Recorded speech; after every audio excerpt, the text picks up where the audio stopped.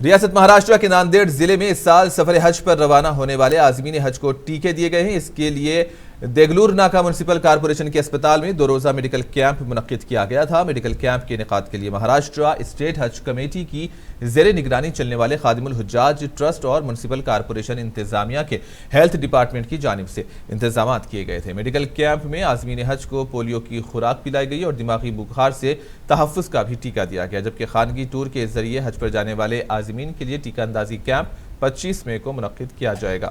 اس موقع پر municipal corporation محکمہ health کے HOD اجیت پال سنگھ سندھو، ڈاکٹر کاظم قیام الزماں اور دیگر بھی موجود تھے۔ واضح ہے کہ ناندیڑ ضلع سے اس سال تقریباً 700 عازمین فریضہ حج کی ادائیگی کے لیے روانہ ہو رہے ہیں۔ مہاراشٹر کی زیر نگرانی اور خادم الحجاج ٹرسٹ اور مہانگر پالیکا کی جانب سے حاجی کو ٹیکہ دیا گیا ہے اور پولیو کا خوراک بھی پلائی گئی ہے۔ الحمدللہ آج 400 کے قریب میں حاجی شرکت کی ہے۔ کل باقی کے حاجیوں کو ٹیکہ دیا جائے گا انشاءاللہ، اور 25 تاریخ کو پرائیویٹ ٹور سے جانے والے حاجیوں کو بھی ٹیکہ دیا جائے گا۔ الحمدللہ آج حج کمیٹی مہاراشٹر کی زیر نگرانی اور